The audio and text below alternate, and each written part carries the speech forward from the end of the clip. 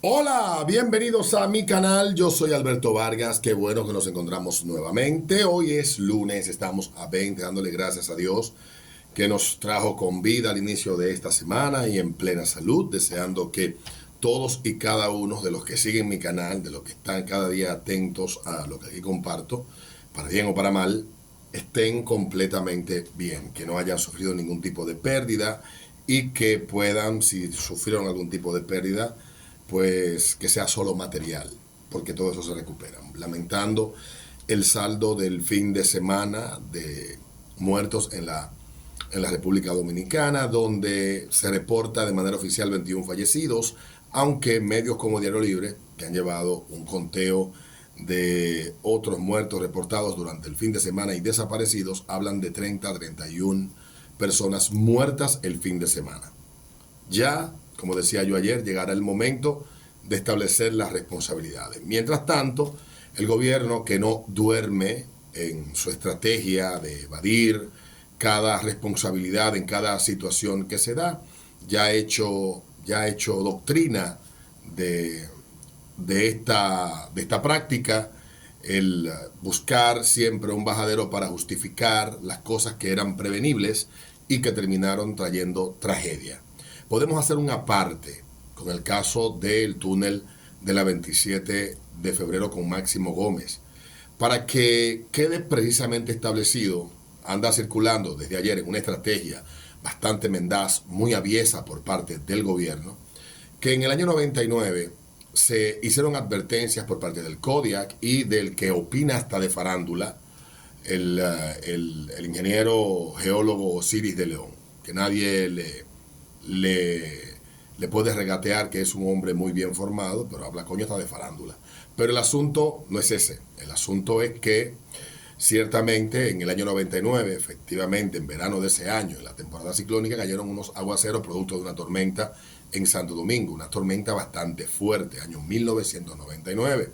Estaba recién inaugurado todo ese tramo de túneles que iban desde La Gómez, cruzando la Tiradentes, había semáforo en la Ortega y Gasset con 27, ahí había un semáforo, era bastante ancho el tramo, Núñez de Tiradentes, y luego el de la 27 de febrero que cruza el tramo de la Churchill, la intersección de la Churchill y la intersección de la Lincoln. Entonces terminando en una amplísima vía rápida que terminaba en la Plaza de la Bandera.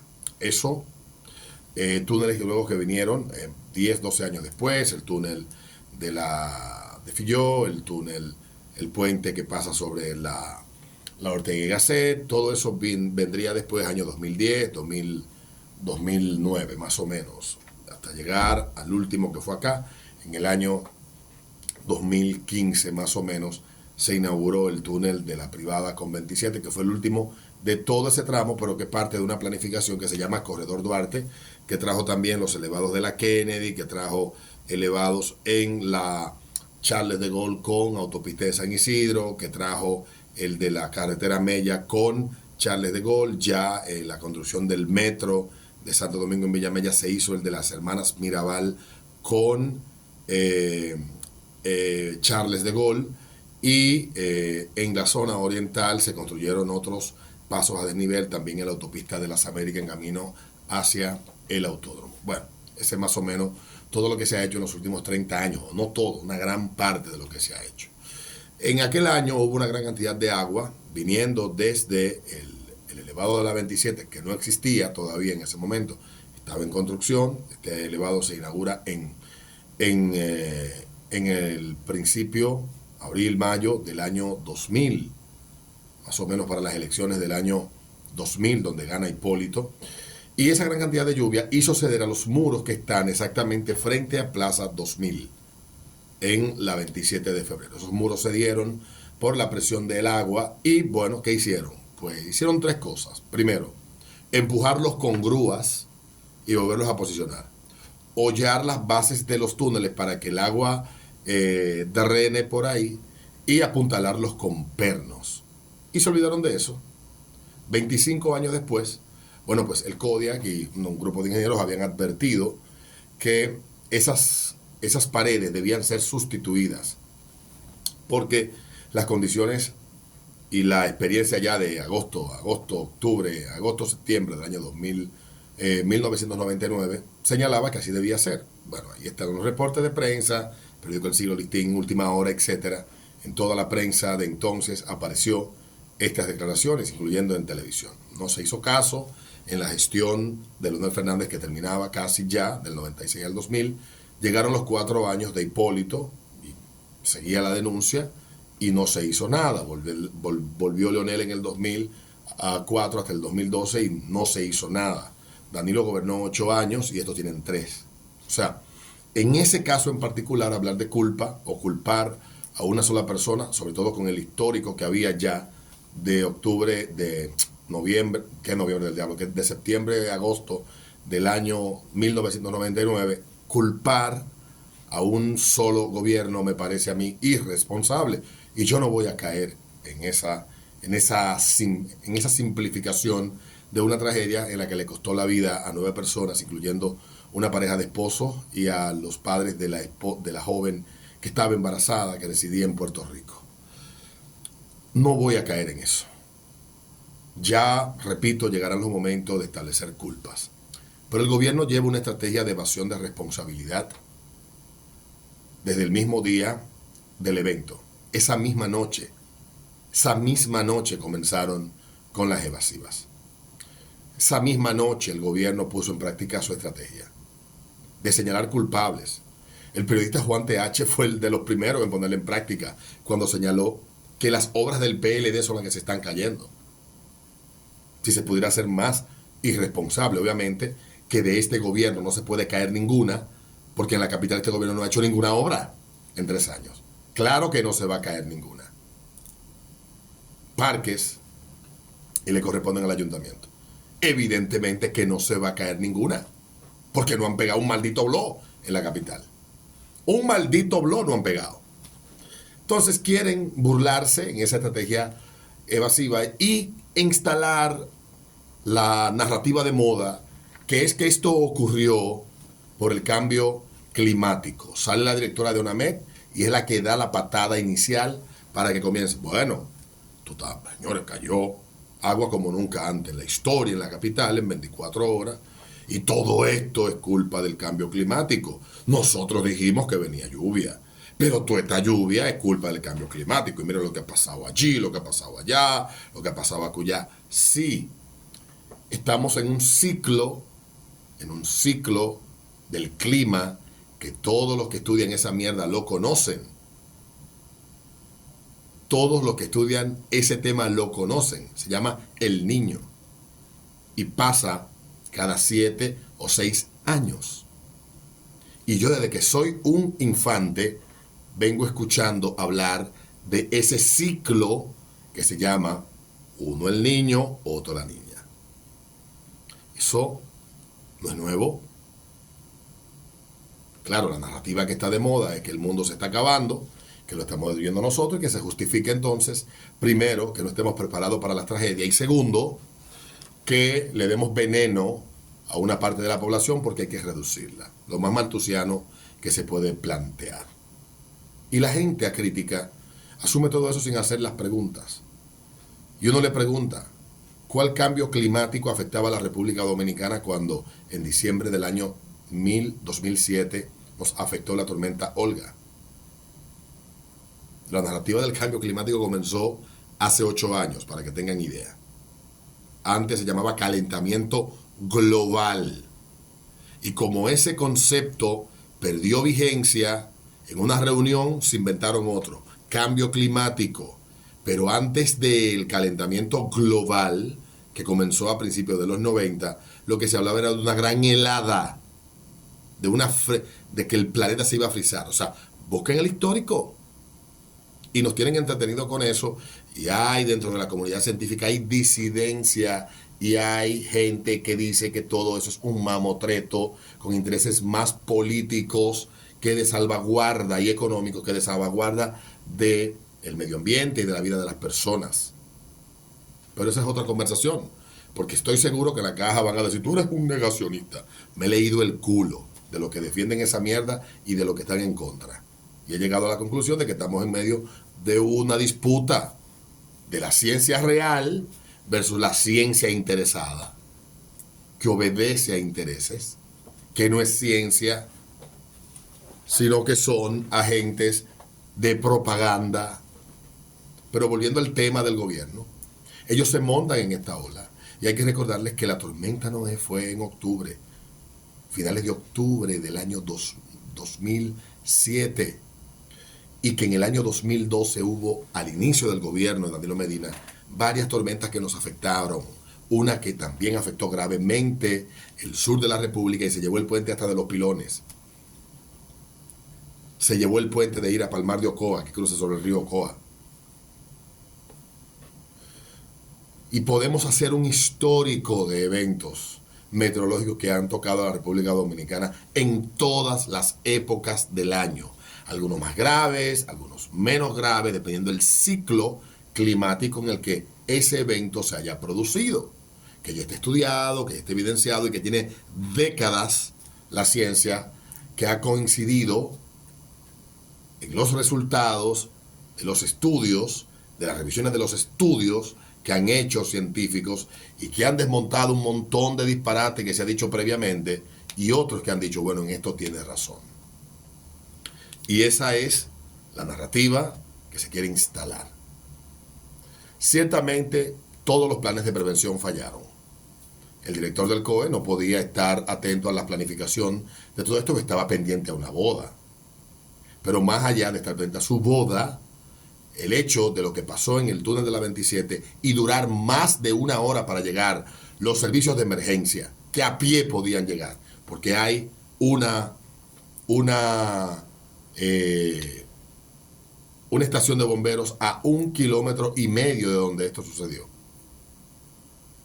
A pie llegaban en menos de una hora. Fueron los ciudadanos con picos, con martillos, con mandarias, que empezaron a auxiliar a la gente, buscando salvarla, lo cual habla de la grandeza en solidaridad del dominicano. No puede uno sentirse mejor cuando ve este tipo de acciones. Pero, evidentemente, hay que tirarle la toalla al gobierno. Yo no lo voy a hacer, porque yo me resisto a ser un maldito borrego de los irresponsables. Porque no es que tengan la culpa de la lluvia, no la tienen. No es que tengan la culpa del fenómeno, no lo tienen. No tienen la culpa de que hayan personas que hayan construido en zonas que no debieron haber construido, no la tienen. Pero la búsqueda de tratar de evadir responsabilidad en otras cosas y salir ilesos, sin ningún tipo de autocrítica, en eso no le voy a dar yo ningún tipo de... No se la voy a dejar pasar, evidentemente que no.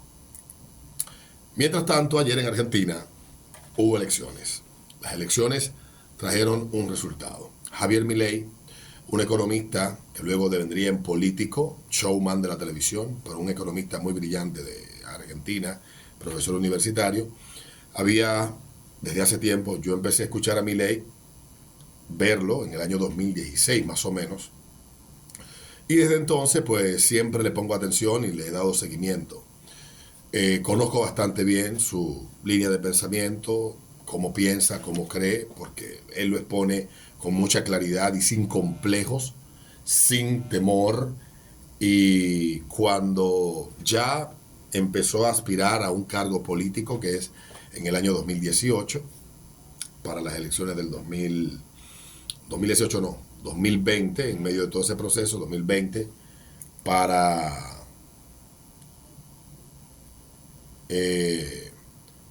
el año 2020, él llegó al Congreso de Argentina en el año 2021. En 2 años armó candidatura, armó partido político, armó una estructura en toda Argentina y aspiró y tuvo una votación récord para un candidato, primero un outsider de entrada, cuando sucedieron las PASO, pero un tipo que de verdad ha generado muchas emociones en Argentina de todo tipo, pero que motorizó, adhirió a su candidatura el voto más joven y también el voto más viejo, porque los viejos son los que más han visto y los jóvenes son los que menos saben. Y ahí se da esa dualidad que tal vez pocos pensarían de que podía suceder. Bueno, y logró una candidatura que luego llegaría a una primera vuelta donde quedaría de segundo y luego se aliaría a Macri y a Pato Bullrich, a Patricia Bullrich, y entonces el tipo ha ganado la elección. En contra del principal eje de campaña del peronismo, kirchnerismo, masismo en Argentina, que era el miedo hacia Milei. Milei te va a quitar los bonos, Milei te va a quitar la escuela pública, Milei te va a quitar los hospitales, Milei te va a quitar esto, te va a quitar aquello, tú vas a vivir mal, etcétera, etcétera, etcétera. En un país como Argentina, donde el 50% de la población vive del otro 50% de la población. Ni siquiera del otro 50%, de la población que trabaja en planes sociales, asistencia, etcétera. Definitivamente, ¿qué yo puedo vislumbrar? Será difícil para él llevar adelante todas las reformas que él propone porque no tiene un dominio en el Congreso, apenas 38 diputados, no tiene gobernadores, son unos cuantos senadores de 72 que hay en Argentina. Llevará tal vez junto con Juntos por el Cambio algún plan conjunto para sacar adelante muchas de las reformas que necesita urgentemente Argentina y otras de las que él entiende que deben de implementarse. Entonces, ya esto no está para gradualismos, como intentó Macri hacer los cambios en Argentina del 15 al 19 de manera gradual, de volver a Argentina otra vez a un país que no tenga tantas regulaciones para la actividad económica y la actividad empresarial en el país. Miles de regulaciones de todo tipo hay en Argentina. Y todo eso producto de la rapacidad de una clase política que entiende que puede ir a meter la mano al bolsillo del contribuyente cada vez que lo entienda. Todos los países que están poniendo la fórmula de Argentina en práctica en lo económico y en lo social están por el mismo camino de deriva. Entonces, por la misma deriva van.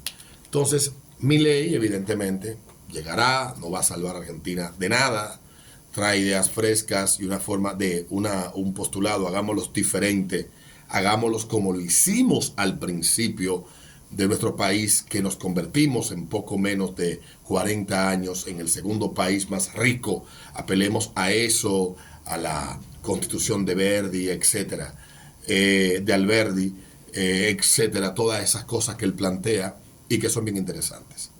Mientras tanto, la prensa zurda y progre de Latinoamérica anda vendiendo hecatombe. Y los progres del patio y de otras partes de América Latina están con el moco para abajo con Argentina.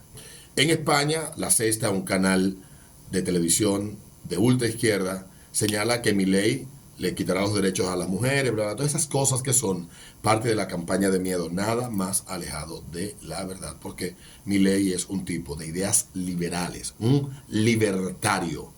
Y si usted no conoce el concepto, lo invito a que lo haga, porque el que dice que es liberal aquí y a cada momento promueve la intervención del Estado en algún aspecto de la vida del ciudadano y del individuo, no es ningún liberal, es un estatista de primera categoría. Y el Estado no puede meterse hasta con la hora que cagamos. Y básicamente en Argentina hasta eso hace el Estado. Nos vemos en un próximo video. Desearle suerte a Argentina. Seguir adelante. Pero igual hay una parte de la sociedad que pensaba que la alternativa que los jodió, la que los puso a 150% de inflación anual en los últimos años, era opción el 45%, 44% de la población. Ya veremos cómo logra Milei gobernar para el 100% de los argentinos. Nos vemos en un próximo video.